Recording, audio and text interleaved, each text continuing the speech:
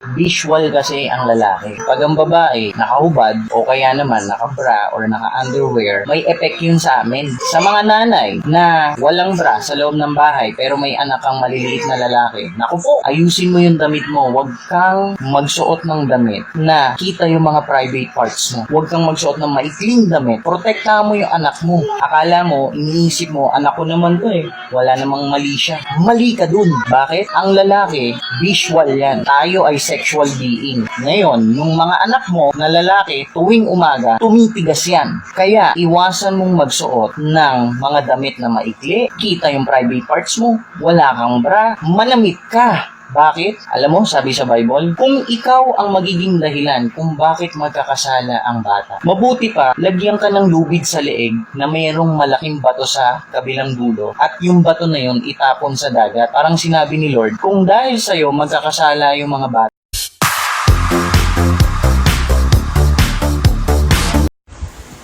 Oh, guys, eto, makinig kayo ha, eto. Sabi ni Brother Alvin, eto ha, mga nanay na walang bra sa loob ng bahay, ayusin mo yung damit mo. Magsuot ka ng bra dahil sa'yo, magkakasala ang mga anak mo. Sabi ni Lord, kung dahil sa'yo, magkakasala yung mga, ano yun, basta mabuti pa magpakamatay ka na lang. Grabe yun na, yung buti pa magpakamatay ka na lang. Brother, unang-una, wala akong babrahan. Pangalawa, masyado namang malisyoso naman yung kita lang yung papatulan mo agad ang nanay mo. Wag ganon. Ako nga nakita ko itlog ng tatay ko nung kumakain kami sa sahig kasi wala kami lamesa eh. Natuka nga ng bibi yung itlog niya eh. Nalaga akong bibi sa silong namin, natuka yung itlog niya eh. Nag-isip ba ako ng grabe naman, sukoro. Kasi wala siya pambiling brief. Siyempre unahin namin yung bigas bago brief. Hello mga chaps! May rin talk video na naman ako kasi napadaan naman to sa newsfeed ko dahil. At napakomment din ako dun sa video na yun. Pero yung unahan ko na kayo mga chaps, ito opinion ko lang, para sa akin lang to. Kung ano man i-comment ko dito sa taong to, para sa akin lang yun. Kasi iba-iba naman tayo ng paniniwala, iba-iba tayo ng pananaw, iba-iba tayo ng opinion, iba-iba tayo ng mukha. Kasi mas maganda ako dahil. Eto na nga. Dito tayo sa sa napanood. Panoorin nyo muna. Para sa mga hindi nakakalang, panoorin muna natin yung video. Ano bang mali sa pangalan? Sex bomb. Ano ba yung sex? Sex is actually created by God. Iwas doon. Hindi pleasing yun. Hindi maganda impluensya sa mga ibang maraming tao sa Pilipinas, sa mga bata especially. So ito na nga. So about dun sa sex bomb na word ni Kuya. So unang-una Kuya, ito para sa akin lang ulit mga chaps ha. Yung sex na word, ginagamit siya, hindi lang naman dahil sa pangalan eh. Sex bomb, okay, medyo malaswa nga. Pero mga chaps, yung pagsayo ng sex bomb, malaswa ba? Hindi, for entertainment. At saka yung sex na word, ginagamit yun na term, hindi lang siya about sa act na sex, dapat maglalambingan na dyan, mag-make love na dyan. Hindi eh. Ginagamit to dahil sa gender identity din, di ba? Like, sex for all. Like, merong sa biodata, may ginagamit sex. Anong sex mo? Female, male. Hindi naman, minsan lang gamitin yung gender na word. Unang panahon pa, gumagamit ako ng biodata, nakalagay dun, sex. Oh, so makasalanan yung biodata. So, kung iba yung pananaw mo about dun sa word na sex bomb, about dun sa sinasabi mo nga na malaswa at hindi magandang impluensya sa bata, yung pag-entertain ng sex bomb, hindi, para sa akin kasi sumasayaw sila, kumakanta eh. Hindi naman sila yung mga katulad sa bar na, sa mga club na talagang naguhubad, naggaganon-ganon. Wala naman ako nakikitang mali doon. Tsaka ako, pinalaki ako ng sex bomb dahil hindi naman ako naging bad. Ha? Siguro yung mukha lang yung bad. Pero yung alam mo, hindi pa sila naging bad influence sa akin. Natuto pa ako sumayaw, natuto ako mag-exercise. Spaghetti pa baba, spaghetti pa taas, 'di ba? Nasa tao na lang yung kung paano nila iintindihin yung entertainment ng mga sex bomb. Kasi tinamo, ang dami nga nagpunta ron ang dami nga natuwa. So hindi sila bad influence. Tsaka, like sinasabi ko, nasa tao na yan kung paano nila tingnan ang isang tao, 'di ba? Kasi nga may mga judgmental na tao, merong mapanghusga. So nasa sayo na 'yun kung anong opinion mo 'yan eh. 'Di ba? Opinion mo, opinion mo, pero hindi lahat ng tao mapiplease mo, at hindi lahat ng tao iisipin mo na papanig sa iyo dahil akala mo nga ikaw yung tama, akala mo tama yung sinasabi mo, hindi, iba-iba tayo ng opinion. Iba-iba tayo ng pananaw. Katulad ko, maaring tama ako sa iba, maaring mali din ako sa iba. So, wag nating didiktahan kung ano man yung, wag nating huhusgahan kung ano yung ginagawa nila. Ikaw, malinis ka ba? Sana, pinili mo na lang maging mabait kaysa lagi kang tama. huwag mong sirain ang balance ng mundo. Kasi 'di ba, ginawa nga ng Panginoon yan, kaya nga meron tayong pangit at maganda. Oh, ha? Pangit, maganda. Oh, 'di ba? Hindi mo malalamang masaya ka kung di ka malungkot. At hindi mo rin malalaman na may liwanag kung walang dilim, 'di ba? So ganun, balance lang talaga. Kasi nga, kung puro perfect na ang tao sa mundo, wala nang trilyon. Kung puro magaganda lahat ng tao sa mundo, wala silang kalaban. Hindi natin ma-appreciate ang buhay kung walang balance. Second, yung damit. Yan. May damit kasing gagalangin ka. Pero may damit nakita yung cleavage mo at saka legs. Walang lalaking magnanasa kung maayos ka manamit. Maraming lalaki gusto makakita ng cleavage tsaka legs eh. Kahit naka-see-through ka pa. Doon muna tayo sa damit na sinasabi mo, kuya. Judger ka masyado. Lahat na lang nakikita mo. Sa totoo lang, si Panginoon ito nasa Bible to eh. 'Di ba? Si Eva at Adan, nilikha ng Panginoong Lord, nakahubad. Naging malisyoso ba ang Panginoon? Ginudge niya ba si Eva at Adan na nakahubad? Yung kainin yung apple, kinain ni Eva. Pinagalitan ba siya ni Lord? Hindi. Bagkus, ang sinabi ni Lord, choice mo yan eh. Tanggapin mo ngayon yung consequence. Kung anong pwedeng mangyari sa'yo. Pero never siyang nang-judge. Never siyang nang-husga. Kasi, ikaw nga ang gagawa eh.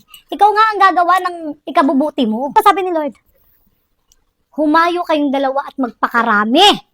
Sabi Ibig sabihin, nung sinabihan niya si Eva at Adan, nung nilikha niya si Eva at Adan, humayo kayong dalawa at magpakarami, sumunod ngayon si Eva at Adan. Nagbembangan sila ngayon. Ayaw, diba? Dumami tayo. Diba? Hindi totoo. Diba? Kidding aside, kasi gano'n naman talaga. Kung hindi nagbembangan si Eva at Adan, ano tayo? Ano tayo dumami? Diba? Ganon. Si Lord nga, sinasabi ko lang dito, si Judge nga hindi sila hinusgahan. Nung ginawa sila ni Lord, nakahubot-hubad silang dalawa. Kaya huwag ka mag-focus sa aral lang. Unawain mo mabuti yung sinasabi mo. Hindi kasalanan ng sex bomb ang iisipin sa kanila. Kasi nga, they are just for entertainment purposes. Dahil lang sa pagsuot nila ng ganun na yung maikling short at pakita ng cleavage, hinusgahan mo na kagad yung buong pagkatao nila. At parang sinasabi mo na kasalanan yon. Hindi mo alam kung ano yung behind ng mga buhay na pinagdadaanan nila. Ginudge mo na kagad sila. Hindi tama yun. Pero, alam ko na yung gusto mong iparating na about nga dyan sa sinasabi mo, na sinasabi ni Lord, naiintindihan kita. Pero nga, sinasabi ko nga sa'yo, hindi nga lahat, magigets yung sinabi mo. Kasi nga, hindi tayo pare-pareho nga ni. Hindi tayo pare-pareho ng utak, ng pananaw, ng opinion. You cannot please anyone. Nang dahil lang sa sex bomb na word, at sa pagsuot na nila ng ganon-ganon, dahil mo na sinabi. Anong sabi ni Jesus? If you look lustfully at the woman, you are already committed adultery in your heart. So, parang sinasabi mo, yung mga... Tignan mo pala ng babae yan, na nagnanasa ka, parang ginawa mo na yung physical act. So, dyan tayo sa sinasabi mong seducing, kasi nga the way silang sumayaw, ganyan-ganyan, ganon-ganon. Seducing hindi reducing. Ano yan, seducing? Hindi reduce, seducing. Kuya, ito para sa akin lang From what you're seeing is your reflection. Kung ano yung nakikita mo sa kanila, yun kasi ikaw. So, hindi mo pwedeng sabihin na lahat ganun na ang tingin. Kasi ganun yung pananaw mo. Dapat ganun din yung pananaw namin. Ano kami, robot? Susunod kami? Walang ganun. Kasi minsan, nag-react tayo sa isang bagay kasi yun yung nakikita natin. Para sa akin yung ginagawa ng sex bomb is expressions of art. Art lang yun. Parang kasi yun yung for entertainment nila eh. 'Di ba? Katulad nung may mga maraming tattoo. 'Di ba? Ako may tattoo ako eh. But may mga tao na pag may nakita silang maraming tattoo, hinuhusgahan na nila. Akala nila yung maraming tattoo masama na. Hindi lahat ng may tattoo masama na yan ng ganito marami. Siguro nagpunta na yan ng bilibid. Di ba? Mapanghusga yung bunganga natin. Mapanghusga yung ating isipan. May mga taong ganyan. Hindi, tsaka ito pa sinasabi ko lang mga chaps hindi lahat ng may nagsasabi ng word of God, nagbabasa ng Bible, nagsisimba araw-araw, malinis ang pagkatao. Hindi lahat, totoo yan Hindi lahat.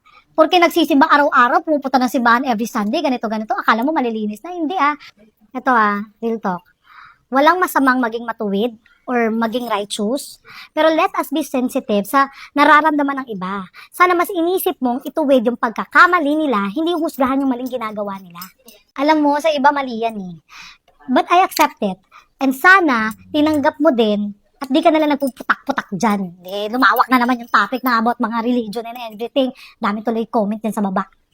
Alam niyo, sa totoo lang mga chaps, itong ganitong paniniwala, ang pinakawalang kwentang pag-awayan.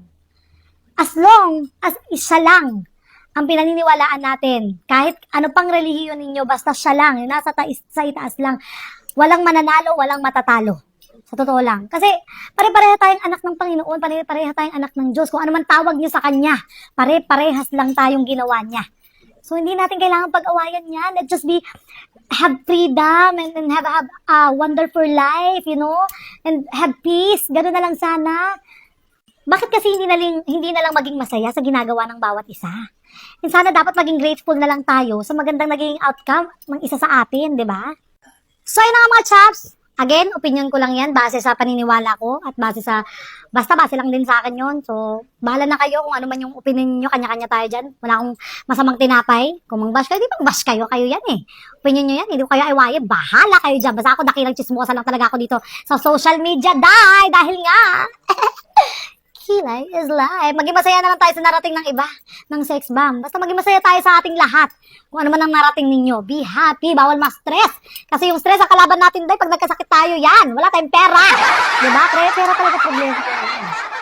Saan ba napunta sa top?